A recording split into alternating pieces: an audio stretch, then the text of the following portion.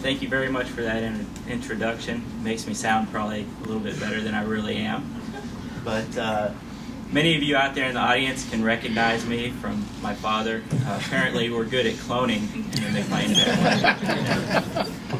But we'll see what goes on as time goes on and what offspring I reproduce and see if we can follow the line. I'm here today to talk to you about hybridizing water lilies. Typically every year there's somebody up here that gives a speech on hybridizing water lilies. Most of you have heard many of the different techniques. I'll go over those in brief time, but my main thing is to show you what new things that we have going on, and I've got a lot of pictures to go through. This plant right here is Nymphaea bullseye. This is one of our newer releases. We released it last year in limited numbers. Unfortunately, it was too limited numbers. I got many questions and complaints about we need more of it. But I've also heard that it has a problem too, and Rich Satcher told me that it has a serious problem. And his problem with it was that whenever anybody walked into the store, they only bought this plant and wouldn't buy any other water lilies.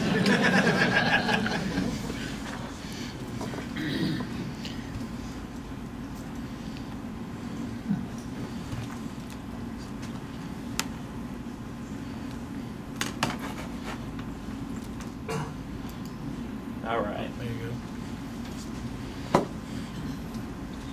Sorry about that.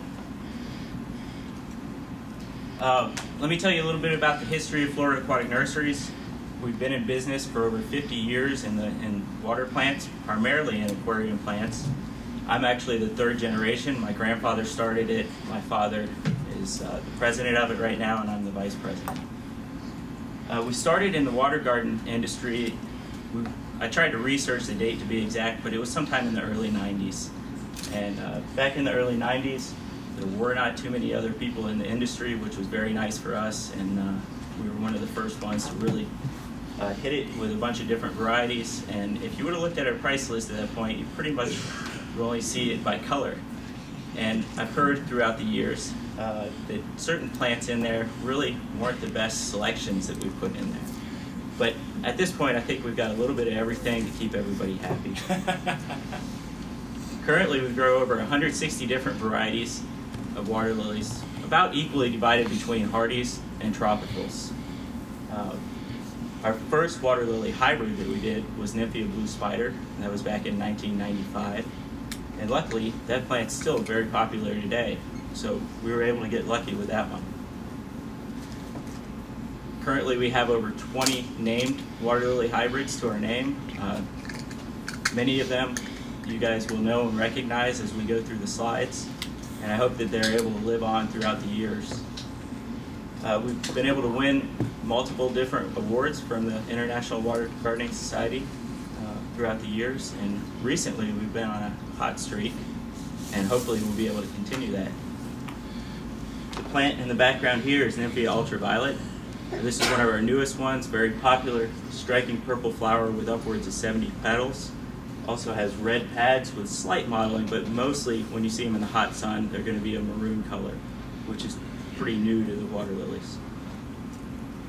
I'm going to concentrate primarily on talking about tropical water lilies, as that's what we mostly do and hybridize. We are starting to dabble with some of the hardies out there and work on some other new ideas to see what routes we can open up for the future. Our first hybrids, and when we first started back in the 90s, most of our first hybrids were not done by actively hybridizing. What they were is seedlings that popped up in our tanks that we had grown, and we just had an attentive eye and were able to separate something that was different and then grow it and see if it was worth naming. The nice thing about it was when we were first doing it, there was limited varieties on the market, so it was a lot easier to come up with something new and exciting. And Nymphaea blue spider was just a seedling of Capensis, but the neat and exciting thing about this plant when it came out was that it had striped pads, which was different. So like I said, it's still popular today, and we're very lucky that this one is still around. As I said in the beginning, a lot of it was about getting lucky. Nympia William McLane, as you'll see in the background, was the first Banksian Award winner from the IWGS, and it also was a chance seedling. We were able to find it in a tub of plants that were growing out for sales and realized that it was a different plant, set it aside, and it got the distinguished name of my grandfather. And so we kept that one, and it's still a popular plant today. A nice striking purple flower, pretty good petal count, and nice mottled pads. Good for hybridizing. Then we kind of progressed on to the middle of the road stage in hybridizing. At this point, we were using named hybrids, and the main thing here that helped us out is we became goal-oriented. Having a goal really made it a lot more efficient when you were hybridizing. In the background here, you see Nympia key lime, and the cross for this plant was Nympia crystal times trailblazer, and our goal here was actually to come up with a yellow viviparous plant. So even though we got Nympia key lime, it wasn't our exact goal, but it was still neat enough to put a name on because it was a nice mottled pad on a big yellow flower. In the middle of the road, we were spending a lot more time on hybridizing. We realized that it was something neat to do. It was fun, exciting for us. Plus, it got us notoriety throughout the industry. We added a testing phase at this point, and we became a little bit more rigorous to make sure that the hybrids that we released would be good and easy for people to grow. The current stage that we're in right now, we're coming out with a lot of new exciting plants. We've developed our own stock plants, and these stock plants kind of come from what we grow out the previous year.